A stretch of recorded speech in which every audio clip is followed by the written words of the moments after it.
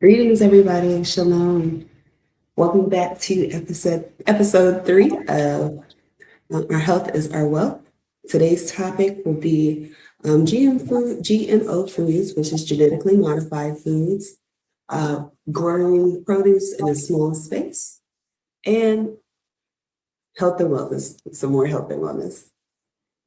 So I have Sister Darlene on the line, and then right now we're just waiting for Sister Ashley. But for now, Sister Darlene, do you want to start? Oh, yeah.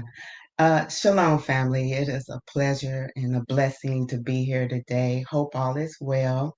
Um, thank you for having me. And, I'm excited to see and hear our discussion today. So, I guess I had saw a video last week or a couple of weeks ago, maybe, where this might be off topic a little bit, but uh, they were talking about the meat industry and how your cattle, for one, is processed. And I always thought that the cattle was bred on a farm and then taken to this the processing plant. But actually, the cows are bred and kind of raised on a farm. Then they go to another place where their job is to actually fatten the cattle up. And how they do that is by putting putting them in these corrals with no grass, and they feed them soy and corn continuously. They also, before they put them in there, they give them a series of shots, like hormone shots and things of growth to make them grow, because they get paid by the pound of the meat. And I just thought that was sad but interesting to see how they deliberately um, make the cows fat in an unnatural way. And then you wonder why, our children are uh, going through puberty at such a young age and big, and all of us have gained weight since, I would say the 60s. And that was kind of an eye opening that you find out, but then you realize there was another thing where there's only um, about four companies that control the meat industry and other industries too, like Cargill.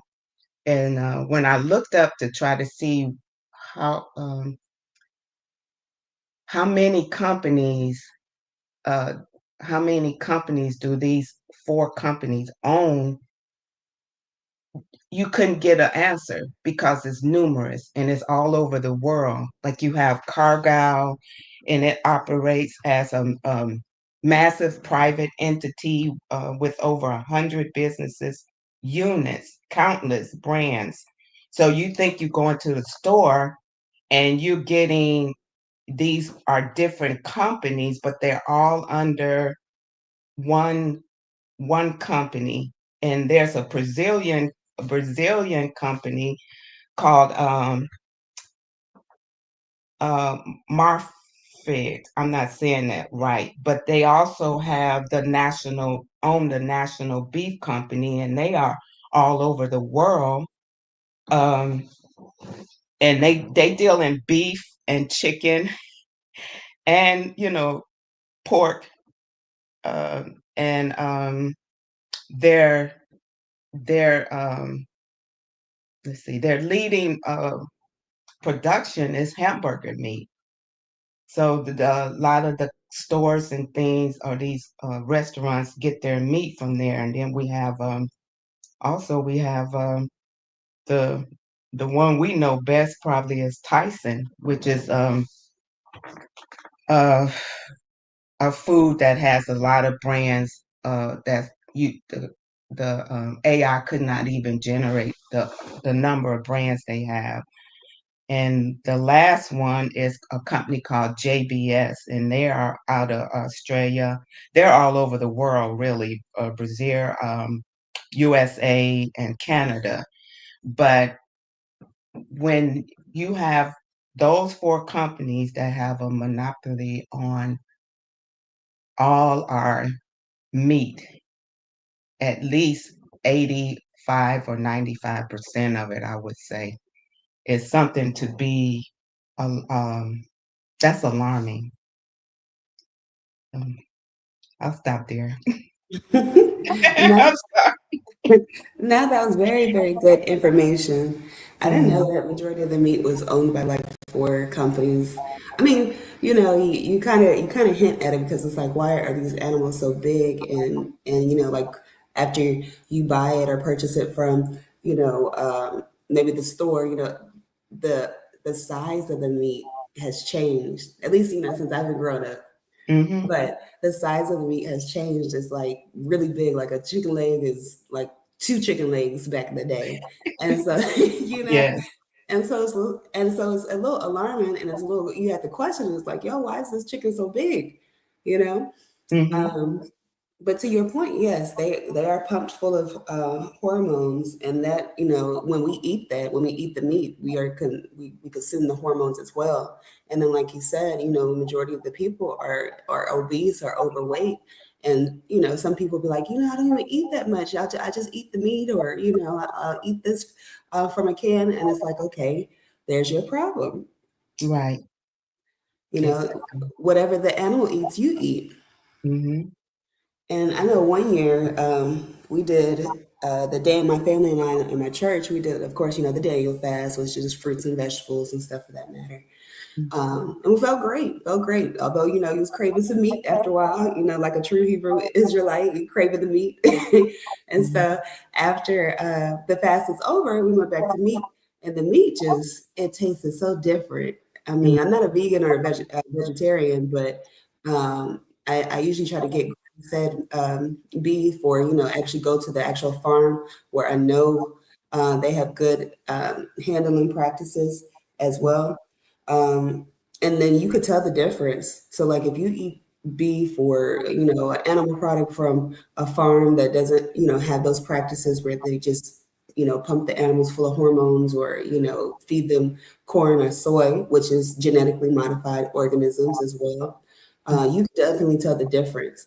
I know I think his name is Dr. Sebi, or Sebi, sorry. mhm, mhm, Um, Majority of the animals, unfortunately, just because of that practice of them feeding them genetically modified organisms such as corn or grain, after you eat that, it unfortunately produces mucus in the body. And mucus, of course, is our body's way of, trying to fight inflammation and try to fight foreign pathogens because it thinks it's under attack. mhm. And so when your body is full of mucus, it's full of inflammation. And as we know, inflammation causes a lot of diseases. I'm gonna Right. stop right there. let me try to let me try to get sister. Yeah, in fact, is one way of detoxing from a lot of the impurities that's in our food. And we have to, I would like to ask a question in the chat if how many have started or have noticed reading, how many have started reading labels at the store? If there's any in the chat that would just give us a one if you are reading labels now. And so we'll wait. I'll keep talking while um yeah, we it's how are we going to combat some of this poison and preservatives that we are getting. Now, I do eat vegan, um, I want to say 90% of the time. There's times when I want some chicken or beef, but those are mostly the two things. I haven't been, excuse me, buying too much fish um here lately because of where I am, and it's kind of hard to. I haven't located a place that actually um have wild caught fish, even though I'm on the coast, but I just haven't done it because when you go to like these big box stores or the grocery store, you're not really sure where they're sourcing their meat, their fish from, or if it is grass. I mean, what they call it when they breed the farm raised fish. So those are things of how are we going to um, because there are a lot of things that you can cook vegan that really taste good. I mean, if that really tastes good, and like mushrooms, lion's mane, what's the other one? King something. I can't remember that you can taste, I mean, fix and has it tastes like meat. Black bean burgers and thing. It doesn't, I'm not going to say it tastes like meat, but it's satisfied when you can make a burger out of black beans and seasoning and vegetables and mushrooms, and it has and make a burger out of it. It has a good taste to it. So yeah, Yes, yes. And so we need some of those recipes, Sister Darlene. I would, I would, We need some of those recipes. yeah, yeah. I am a lay person. I learn as I go. I'm learning and working this thing out just like everyone else. So yeah, sister, are we in the live? I mean, can the chat hear us? Yeah, they can. Oh, okay. I was waiting on something to come through. For the chat, let me read some of the chat. Some people Okay. said Oh, I trumpet see. mushrooms and then banana blossoms. I've never heard of banana blossoms. Mm-hmm. Are they like peels or something? I have to look that up. Mm-hmm. But that's good. Yeah, we Yeah. definitely need to think of alternatives as well. Mm-hmm. But Oh. some people really don't know how to prepare it because we're so addicted to this meat. We're Mm-hmm. addicted to it. And they do that on purpose. They do that on purpose so that you can continue to, eat it and consume it and then you get sick and then, then the healthcare system has to take over. And then unfortunately the health insurance system has to take over. And then of course the funeral home. And so it's Oh, just, yeah, it's just all one vicious cycle. it is. It is. We have one Oh, person that says salad with shredded collards and red bell peppers was delicious. I think we got yes. the recipe from you, Sister Darlene. Yes. It was You know. good. Yes, I do that instead of going buying lettuce in a bag or stuff. If you have like collard greens in your garden, you can go in there and pull them out, chop them up real fine, and put olive oil and squeeze them. See, that makes them tender. And put your seasoning over, and that's your salad, your lettuce. There's so many things that we could do to combat what's going on. Okay, I don't know Well, why I'm all of a sudden. you're good. I can hear you. Okay, okay.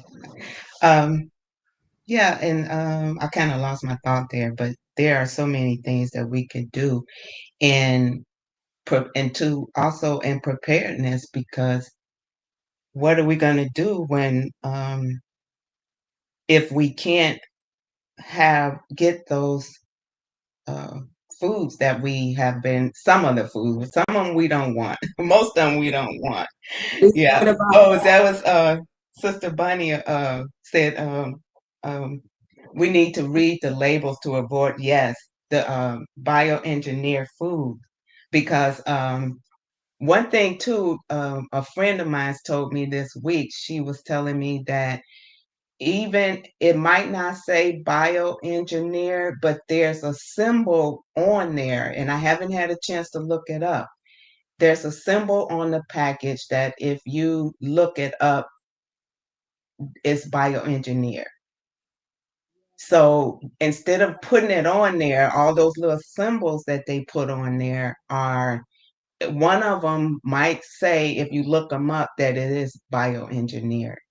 And I thought that was so demonic. It's so wicked. It's like, I'm like, yes. what it is. It's like, okay, we know they're not really going to read like that. So we're just going to put a symbol and then we're going to, I wish I could add it to the chat. Let me see how I can do that. Give me 1 second back here. But yeah, so it's like, okay, well, we put it in lettering for everybody to read, and so nobody's reading it, and they're still claiming that, they're getting sick from this food. So let's put a symbol on it. Mm-hmm. And now they're Yeah. really not gonna know what it is. They probably just think it's, decoration. Right. Yeah. And then Go and ahead. then I'm sorry, and then they're so slick. I was trying to look up the symbol and try to put it in the chat, but they're so slick. The symbol looks like, like it would be like a coming from a farm. Mm-hmm. And so people think, oh my gosh, it's coming from a farm. No, absolutely not. Yes. And you know what? Another thing that it concerns me is when it says organic. They Yes. have so many loopholes with organic, what's organic and what's not, you know? And when all the companies own and I just gave you the meat processing companies, but the other ones too that own all the food and the food, other processed food, and they have the organic foods under their belt. And Mhm. bottom line is that they do not follow the biblical laws to of planting and growing. Because if they did, um, they would you would have the nutrients already in the soil, and Sister Ashley can talk on that one. But yes, that's the problem, is that they're mass producing, and they're doing it where they can make the most money possible on your, and it's a cycle, because like you just said, Sister Stephanie, you're going to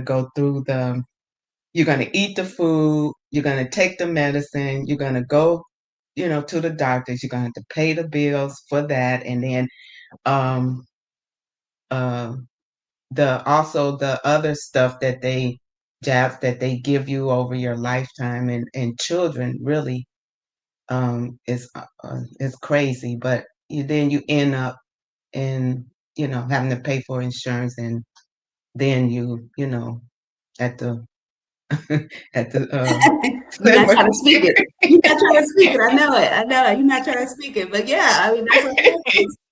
Yeah. It's a cycle, life and Right. death is a cycle. So like, Right. what you eat can either, promote, longevity and good health, or it can promote disease and unfortunately morbidity and Hmm. mortality. So you Yeah. have to be very mindful of that. And to your point, you said majority of the grain, the corn, the soil, Hmm. not the soil, I mean the grain, the corn, the corn, like the soy. Hmm. Also you have potatoes and rice. Hmm. That can, that are genetically modified. And what genetically modified means is what they do is they'll take or they'll splice, different genes from different species, whether it be an animal, a human, or a virus, or different bacteria, and they'll infuse it or inject it into the seed that they plan to plant. Hmm. And then what that produces for them, it produces like resistance to different pesticides, resistance to different pests, and resistance to different temperatures. But with good gardening, as well as good agricultural practices. Still trying to get Sister Ashley on, but you don't have to add all that. You can use nature to actually protect the plant and actually cause it to flourish naturally and produce the crops that it's supposed to produce. But to your point, they do this so that they can mass produce. And what they do is when they do have a good plant, right, that produces good produce, they'll just they'll shred it to pieces, and they'll take the actual good nutrient of it, they'll market it, and they'll, put a high price as well as a high label on it, and they'll label it as organic foods. And then you'll find that in specialty markets like, Whole Foods, Trader Joe's, or Sprouts, and it's very, very expensive. But for the rest of the byproduct from that produce, to your point, they'll mass produce it, they'll bioengineer it, or they'll manufacture different pieces like different plastics and chemicals, as long as they have, how would you say, a percentage or a part of that natural plant, then they could mass produce it and market it as that specific produce. For example, if you have a potato, right? Let me do the natural part of it. I'll make the potatoes very small, right? But then the other part of the potato, I'll use it as potato chips or potato cornstarch, or not potato cornstarch, potato starch. They'll use it for other entities, but the actual nutrients are actually depleted. Right. And they all the it's sad how all of these, even the medical system, they all, and the food and they all work together. It's like you cannot patent a herb because it's natural. So they take that herb and put synthetics and things with it and make it where they can mass sell it as your medicine. So um, It's a it's synthetic derivative as well when they yeah. produce it and mass sell it as medicine. What they'll Hmm. do is, like I said, even with the food, for the medication, they'll take a small, in the medical world, they call it like constituent, which is like for lack of better words, it's like an ingredient, right, within the herb, right? They'll take a small part of it, and then they'll mass produce it. They'll synthesize it, and they'll make synthetics, and that's Hmm. where we get unfortunately, like the pharmaceutical medication over here. And then you wonder why your body is like, what is this? Your body is not made for synthetics. It's made to process natural, what the Most High has put here, for us to have. That's what our body, and you wonder why, things are sluggish, or you can't think straight, or because your body have a lot of work to do to try to fight off all of this this poison. So yeah, it's a lot going on, and we are looking for the day when we are not in this. So that's what I'm looking forward to. I definitely agree. So I have Sister Ashley on the phone. Let me see if you guys can hear her. Okay, you could go ahead and speak, Sister Ashley. Can you hear me? Can y'all hear her? Yes, I can. Okay, good, good, good. All right, go ahead, Sister Ashley. Good morning. Good morning to everyone. Oh my word. This has been some morning. My computer crashed, as Stephanie knows, and oh boy. I'm on my phone and cannot, I've been trying to get through. So it's so good to be here. I was listening to you all talk in the process of me trying to get on. So good morning, ladies. Good morning. Good morning. Thank you. Welcome. I'm glad you made it. I know how it is because, I was having those problems too, a couple of times. So Had a lot of talk around produce that's making us sick, as well as the animals that eat the grain and the corn and the soy to fatten them up, and then unfortunately us as consumers, we eat that, and then people get sick. But how can people look out for that, especially with with the produce? and not looking for any genetically modified produce. How would they go about that? Right. Okay, so the difference in organic, because I heard Sister Darlene mention it's two different things. Mm-hmm. A lot of these companies, they are putting out what is called organic. Mm-hmm. And we all know that there's a difference between organic and certified organic. Yes. Now, certified organic, usually these are farms that and spaces that are producing without chemicals on the land. Mm-hmm. Okay, so I am a certified organic farmer, which is totally different.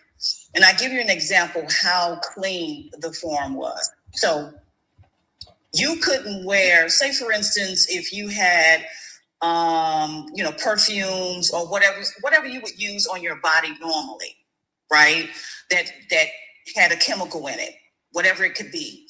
They would tell us to make sure not to really, if you didn't need to, don't wear that on the land, because anything that's on the body as you touching the soil can get actually into the soil.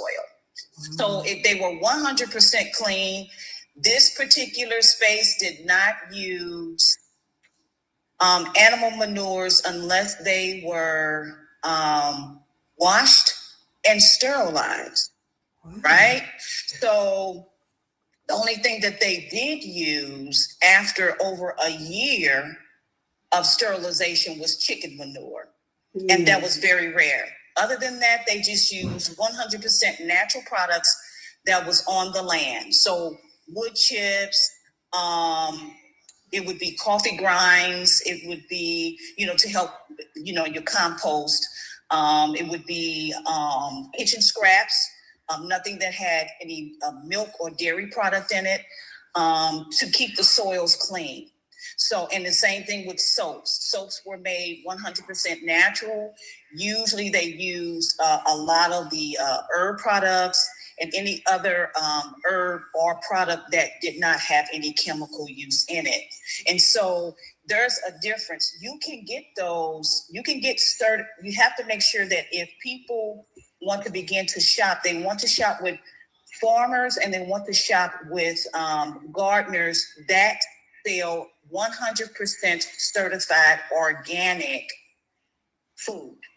Okay, that way you know that the food is clean and they're not using any particular chemical in their foods to grow their foods. So yeah, I would have them tell them to go probably to most places where there is like I said, farmers markets are good for that. Now, are you going to pay a little bit more for your food? Yes, but is your health and your temple important? Absolutely. Yeah. So yeah, it's a big difference, like you said, Sister Darlene. Yeah, these companies are just, oh, this is organic. Well, no. Mm-hmm. So if you get food, you also want to make sure if you shop it at your local grocery store, you should have a space where it says it'll say organic, and then it'll go over and it'll say grown by local farmers. Now, some of the grocery stores do have that. Those are usually pretty much clean foods. Come home, wash your food, take that food, wash the food, sit it in. Koshering is a good way to do that as well. You can use kosher salt, put some cold water in your sink, right? Run it. Put cold water in your sink, sit your vegetables and stuff down in there and wash them for a good 10 to 15 minutes. To make sure that whatever they may have used is completely clean off of the vegetables. Meats are the same thing. Usually if you buy beef, make sure you're buying it from a local registered farmer who is registered with the and I'm going to say, you would say USDA, but they have gotten into the game, some of them. So you have to really make sure that you are touching base with people who you can actually say, okay, well, who is it that you use and who is completely 100% certified, grass-fed, has grass-fed beef, that's feeding basically off of the grasses and spaces where no chemicals are used. So it's by word of mouth, talking to people, trying to figure this out, because your temple, as we know, you want to keep it as clean as possible in these times of hard times. Let's just say that war times coming up. So yeah. Sister, Your question. I'm sorry. Sister Ashley, I have a question. I'm gonna say this first though. Pay now or pay later? Oh my gosh, that was mine, Sister I'm sorry. But Sister Ashley, I do have a question about a compost. So my son brought me some pecans, whole. And I'm trying to make sure, I'm recycling or using things that I can use. So my thought was to grind the pecans up to put in my compost. Yes, you want to make sure you can actually, you remember last week you were talking about sterilizing them first, even though it's good, but you want to make sure you crush them, grind them up really, really well. Sit them in the oven for maybe about 10 minutes or so, let them cool down. Yeah, and just use it because what you're doing, the charring process is like biochar. So you're adding that to your soil, which is actually, Stephanie, I'm a 100% biochar sister. Okay, so I truly believe that the more that you char something and you want to use it as a part of your soil amendment, absolutely you can do that, and it is excellent for the soil. Oh wow, thank you. Wow. I'm learning so much. I didn't even know nothing about char or pecan. Or pecans. My goodness. I tell you, man, they have really done a number on us. I mean, everybody's like, okay, get your education. But this is where we need to go back. This is the education we really need. Yeah, 100%. Because that our Heavenly Father is taking us all the way back. Yes, I agree with that. We've gotten so consumer oriented with things. Yeah. And we need to change and restructure our mindset. We really, really do. And he's saying, look, these stores, these convenience stores, I call it a suburban city or whatever, but it's suburban. And stores and banks, I can go across the street to a store. That's very convenient. But there's going to come a time. I remember we were talking about how things are going to begin to shut down. I remember I was hearing that yesterday. I think Karis was talking about that. Some of the other brothers are talking about, it's not going to be as convenient for us to be able to get to these stores and things like that. So that's why going back to the very, very beginning, the very basics of stuff, it's really, really going to help us in hard times. And we're coming into hard times. Right. Yeah. How do we survive that? I know Sister Darlene said something about dry canning, and then I know as far as the title goes, growing produce in small spaces. Like, how would we go about that? Sister Darlene, well, I guess one thing is it's hard to prepare for every scenario in situation we don't know, so that's gonna come and how it's gonna come. But we do know that that the food supply and if everything shuts down, how would we survive? I don't know. I'm getting feedback. I'm sorry. Maybe I'm too loud. No. Okay. So my thought is that water is one of the main things that we're gonna need, and because you can only maybe go 3 to 5 days without water, then your major organ starts to shut down. And, if you think you need, there's certain ways, like if you know something's coming, filling up your tub, and understand there's water in your hot water tank, that you can buy these things called bladder something that it fits in the tub like a big One of balloon. And those. huh? Those. Do you? I Yeah, keep I saying do. I'm gonna get one. Yeah, you can fill the water up. But then what if, oh, one thing, you're not gonna be bathing, so you can forget that. Your water is gonna be for consumption only at that time. You can buy like unscented baby wipes and things like that. And just, that's gonna be the main thing, as far as if everything shuts down, and then understanding too how to if you had a stream of water, or if you catch rainwater, how you gonna purify that? You have to know how to. You could use activated charcoal. There's way you Yes. set it up with sand.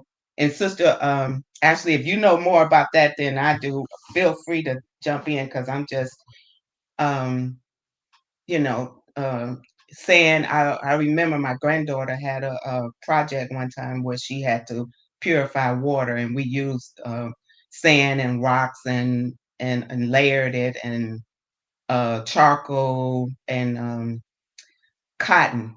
And then you have to have a two-step bucket, like two buckets or containers where it flows down into, and Yes. also No. ordering those pills, the bleach and pills, Oh, yeah. But the water rainwater, all the water comes from the sky, I've heard has aluminum in it. And I don't know if it's from the The chemical. chemtrails. Yes. Okay. Okay, I'll yeah. stop there. Go ahead. Go ahead, y'all. No, absolutely. Absolutely right. You've mentioned several things that you could use when filtering your water. Charcoal is one of the main sources to purify actually your water. You mentioned sand. You can strain it with a cheesecloth. It's just a lot of different ways you can do that. Make sure you have an extra bucket once you have actually completely filtered it out into a food grade container or bucket. Chlorine tablets is one way you can purify your water. You can also, like you were saying, build like makeshift, filter containers and different things like that. So, no, that's actually really, really good. More during these times, during the time of World War II in agriculture, a lot of times they made homemade compost, which is something that we talked about a lot just a few minutes ago, which is, just basic food scraps you can use. Charcoal is one of them you can use. They call it pot ash. Making sure that you have those things around it in order to containers to keep your compost in.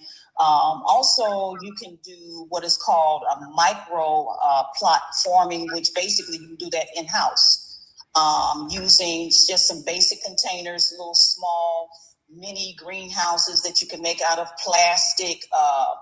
And don't worry about the fact that it is, the 2-liter bottles, you can cut those in half. You see that on TV all the time. You see people showing you how to, cut that kind of in half, add your soil and your amendments inside of that, then add your seeds, and then taking the top half and placing it over,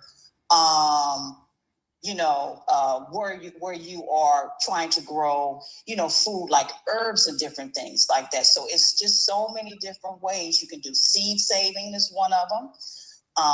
You want to make sure you use an open pollinated kinds of seeds during this time. And you can get that from, say, for instance, people are going to grocery stores now. Remember, we just mentioned that.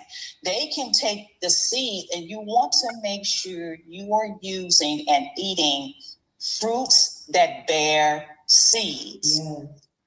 You have to do that. So, like, say, for instance, You don't want to get a hybrid cucumber, because cucumber, it's a fruit. Anything that bears a seed, as scripture says, that's a fruit. Mm-hmm. Right. A lot of people don't know that. It's like, oh, let me go get this vegetable and they got a seed. No, that's a fruit. So take that seed out of there and begin to start saving your seeds. Save your seeds, wash them, clean them real good, dry them out, make sure they're completely dry, and start to store them in glass, glass jars. Another thing that you could start doing is companion planting, finding plants that grow well together. Tomatoes and basil. It's a good companion because this helps the tomato keep or hornworms off of the tomatoes, or fruit flies, or these different types of things. Wow. There's a lot of stuff, and so I think what would really be a good idea is, as we continue these discussions, I can actually start making a list, send it to you all, and if you want to send it out to those that are a part of Jot Form, or email, and can start sending lists to people of things that they can begin to start doing in hard times like this. That's good. That's very good information. Yeah. I never knew anything about companion gardening. Oh, yes. Oh, it's so many. Agriculture is, well, we know it's biology. It's a science. Yeah. Basically, it really is. It's a science, and so what you're helping to do is you're helping to begin to prepare. It's cultivating the soil for the seed, and then another thing people need to understand too. Darlene, she mentioned, I heard her mention collard greens and these different things. Greens is what you want to grow during hard times as well. They're very easy to grow. They grow within the first 21 to 45 days, depending on the green. Get seeds that grow fast, that can reproduce themselves. Get into perennials. And I'll send a list of perennial vegetation as well.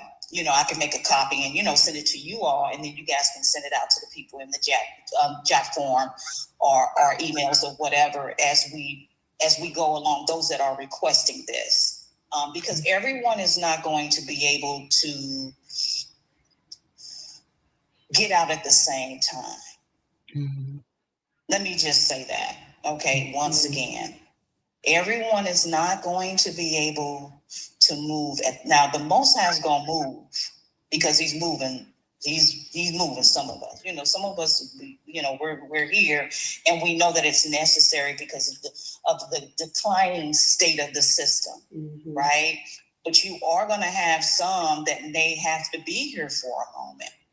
And so I'm talking to them that may have to prepare their families for hard time, because we're really very, very close. I mean, have already stepped into these hard times, mm-hmm. but we are really at the brink of some very serious times. Mm-hmm. So anything that you can do and can grow on your own, please start to do that, because a lot of these unless you know a local farmer, right, or gardener that's selling seeds and also have meats that you can buy from them.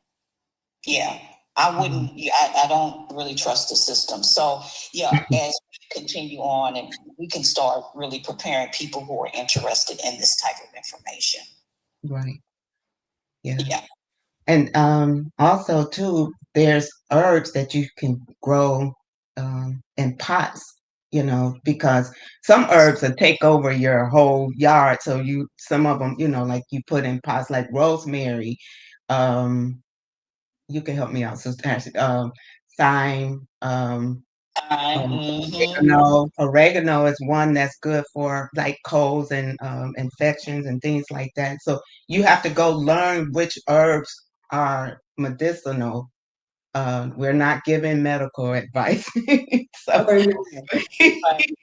But I but would suggest it's a learning process. I mean, I'm not anywhere near where I would like to be as far as understanding herbs and how they work.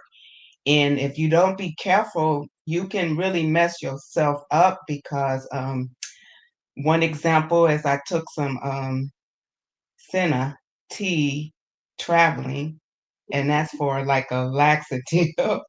And I won't give you a whole lot of details, but I was calling on the Most High all night. So don't be careful. Be careful how you know Yeah. mix stuff together because it is a medicine. It is medicinal. So yeah, so you can't grow those things. So in hard times when you can't, you know, you if you we don't have the medicine, because that's another thing that um the the um the healthcare is going up where it's not going to be affordable, in my opinion, and also your medication. So the more we can work on our bodies to get healthier and to be independent from all of this, the medication, the better we are going to be. Yes, Mhm. yes, that's extremely important. Yes, people need to prepare. They need to really begin to start really thinking about a lot of different things. And um, yeah, but like Sister Darlene was saying, the first 48 to 72 hours is really, really critical. Light is one of them as well too. And so, you see a lot of people using Crisco cans and putting the candle inside the Crisco can. It's a lot of little different, lots of candles are, necessary during those times because light and water are extremely important for survival. Yeah. I mean, unless you have a house that has an abundance of windows, but you still would need some type of light. That's going to help out a lot too, being able to do that as well. Yeah, these are things that people are going to need to really start thinking about. Right. I definitely agree. Yeah. And Sister Cynthia, yeah, is saying incorporating fasting is vital, and that's really true. Um, like they say in Isaiah 58, one of the verses in there, when you fast, I call it my fasting verse chapter, that fasting, your health will spring forth speedily, and I need to do more. It's hard getting into it, but once you get into it, you'd be surprised how your body things reset when you're not putting the food in, and it has a chance to clean itself. That's true.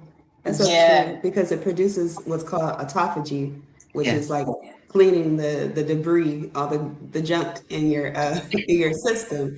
And the Mhm. longer that you fast, of course, with medical attention and advice, Mhm. depending on the type of fast and the duration of the fast, the longer that you fast will be the longer that you can create and generate more stem cells. And we know that stem cells, what they do, of course, is they go throughout the body and they can repair, damage to any organ or tissue or anything like Yeah. that, and it could reduce inflammation. Yeah, yes. Intermediate fasting is, something that has definitely been a big, major part of my life. I do it, and so I get to the point where I do it automatically, and before I know it, it'll be noon time for me to eat, lunch or something, or like she was saying, sometimes you could go and getting your body used to eating one meal a day, and choosing the right foods to use to eat. Sometimes in certain seasons, it's not necessary to eat as much meat. Mm-hmm. You can go to leaner meats. Usually during the wintertime is when, my family does that. We may do more chicken, leaner things during the winter time, because we're in house more. We're not out and as active as much. Not that we don't do every blue moon, we might do a piece of beef, during the winter time, but mostly during the wintertime, it's leaner meats, help, more, a little bit more. And here's the thing about fish, you have to be careful about fish too. Yes. Because fish has a lot of parasites, and people are finding, I don't know if you all already know this, probably people have been finding parasites in their fish. Yeah. Ugh. So it's still you eat here, besides fruits and vegetables and these things, Right.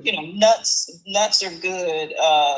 Cranberries, raisins, those mixes that you can trail mix, which we love, things like that. You can start really preparing the body, because it's going to be a lack, but then you're going to have the Father with you in the midst of the lack, Amen. Amen. For sure. So, I mean, that's, to your point, that's some of the things, like you said, we have to start thinking about, like, especially like different alternatives to meat, especially if we are heavily on the meat. Sister Darlene mentioned black beans, and then you mentioned nuts, and some people don't know that there's protein in different nuts, like, Brazilian nuts, you have almonds, and then you have cashews. Yeah. And then as far as beans, you have chickpeas. Then you have the black beans, of course, the pinto beans or the red beans. And a lot of this has, the vital nutrients that we need. You have the phytonutrients, which, produces polyphenols, and the polyphenols are good for like antioxidants. And antioxidants are good for your health because it stimulates stem cell regeneration. Wow. So all these things build upon one another. Yeah. Extremely. Wow. So even when we do, grow our own food, even if it's in a small space, how do we preserve it? I know Sister Darlene said something about dry canning, and that just made me think again when you mentioned nuts. I'm like, can we dry can nuts? Yeah.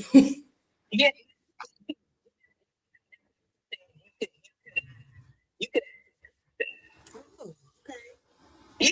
Any where there is, because carbon it's a purification method. Mm. Yeah, it's a purification method. So, the soil is structured. It's layered into. That's a whole nother thing, but it's layered into like 12 or 13 layers. Mm-hmm. All right, 12.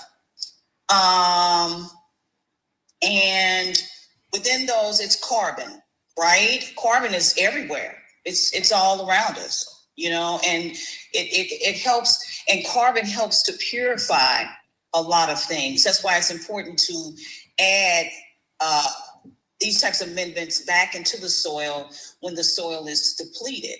Also, soil is, it has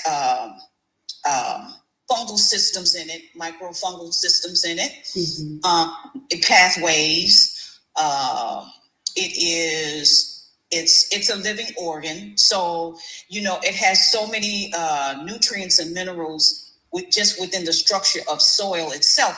That's why you notice in certain seasons, certain short grasses, dandelions, plantain, these types of things, they return every year like clockwork, right? So that lets you know that the Most High, our Heavenly Father, the creator of everything that exists, there's DNA, there's genetic, it's already structured the way he wants it. And so those things that are out there, like Darlene said, that's in the grasses, like dandelion greens are amazing. They're so good. I just mix some with some mustard greens and a couple other things. Those things that are edible, There is wild parsley out there. There is spinach already out there in your forestry, in your nature. Mm-hmm. So these things are the Most High has already put in the ground. So that's why foraging during hard times, war times, is extremely important too. You have to know what you're eating, mm-hmm. And what you can't get. And if you're just out there in your backyard, you'd be surprised how many edible things is just literally in your yard, in your backyard. So these things we need to know during these hard times as well. So yeah, I definitely would say so. Yeah. Some trainings and stuff would be beneficial, especially for our community. So hint, hint, hint. Yeah, and so that's a discussion that we can talk about. All three of us. Darlene has some knowledge in foraging. Is she still there? Yeah, she's just quiet. I'm still learning. It's not like I know a lot. I'm still learning. So yeah. But what you have learned, you can teach others. Yes. So and then of course, I know a forager. So, which is my daughter, she's been doing it since she's 17. So she's really good at foraging, just that in itself is just very basic. But there's a lot of other people that, pretty much have knowledge because you have to know what you're eating. Mm-hmm. I mean, you're not going to be able to go to, like we were saying, grocery stores. So if I'm, out in the woods somewhere where nature is just happening to be nature, what is it out here that, that you can recognize and identify that you really literally can eat? People don't know there's a lot of trees you can eat. For real, Wow. Yeah, I didn't know that. Like, you go up to a tree and just pull off a bark. No, you have to know your trees now. You have to know your trees. You have to know your trees. For sure. So yeah, it's a lot. It's really a lot to it. So yeah. Anyway. Right then. Does anybody have anything else to say? We are coming to about a minute to the hour. I guess I want to say the most important part of preparation, being prepared, is going to the Most High first. Yes. That's going to knowing Him. When I say we are dwelling in the secret place of the Most High, and we are abiding under the shadow of the Almighty. And we will say of Yahuwah, He is our refuge and our fortress, our Elohim. In Him will we trust and hide and be safe and have our provisions. And surely He will deliver us from the snares of the fowler and from the noose and pestilence. And He has covered us with His feathers, and under His wings we will trust. That's where we're going to hide and be safe and have our provision. And His truth, His word, His shield, His buckle, His words are His commandments is His truth. And we shall not be afraid of the terror by night, nor for the arrows that fly by day, nor for the pestilence that walk in darkness, nor for the destruction that wastes at noonday. For 1,000 shall fall at our side and 10,000 at our right hand, but it shall not come near us. Only with our eyes will we behold to see the reward of the wicked. Because we have made Yahuwah, which is our refuge, even the Most High, our habitation. There in that place shall no evil befall us, and neither shall any plagues come near our dwelling. For Yah has gave his angels charge over us to keep us in all our ways, and they will bear us up in their hands, lest we dash our foot against a stone. And they have tread upon the otter and the lion and the dragon, and the young lion, the dragon, how they trample under feet. Because Yahuwah has set his love upon us, therefore will he deliver us. He will set us on high because he has known our names. We have called upon Yahuwah and he has answered us, and Yah is with us in trouble. And Yah will deliver us and honor us with long life. Will Yahuwah satisfy us? So let us dwell in the secret place of the Most High, first and foremost. That's all. Everyone be blessed and shalom, Shabbat shalom. All right. Well, let me say our closing comments. Do you have anything else to say, Sister Ashley? No. I'm telling you, that was, you did it. You did it now. Be a part of this through the phone, and so yes, I am waiting on trying to get some things together. But yes, like she said, it's prayer. We have to just go back to him all the way 100% in these times that we're living in. That's right. But we're so grateful. So grateful to the Most High, where the enemy tries to frustrate our plans, the Most High, he makes a way out of no way. Yes, he does. Yes, he does. So I'm grateful that you're able to join, and thank you, Sister Darlene. I'll end with this. Thank you all for joining. We greatly appreciate the support. Also, all of this tribal knowledge is very good, and is good to have, of course, amongst one another and within our community. But, we should be able to pass, some of those things down to our children and the next generation. And, so you can do that by, putting all this foreknowledge into a trust. I know one of our community members, Sister Shar, she provides legal services for trusts as well as estate plans, and all of this information that has been passed down from generation to generation can be put into that so that we can, give those blessings to the next generation that comes behind us. So during the outro, you'll be able to scan a QR code and, just have a conversation regarding that.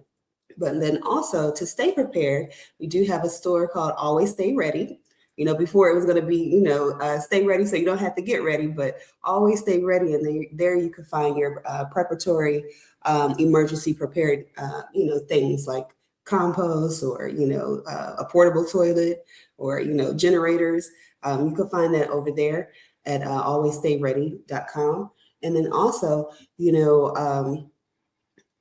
utilizing different cosmetics is just as good as the produce and the things that you eat. So you have to be careful with what you put on your body. So always go to yalagifted.com and look for your shea butter, your toothpaste, your face oil, because they're all natural products, so that can be used now as well as when we do get in on hard times. There's no excuse for being ashy.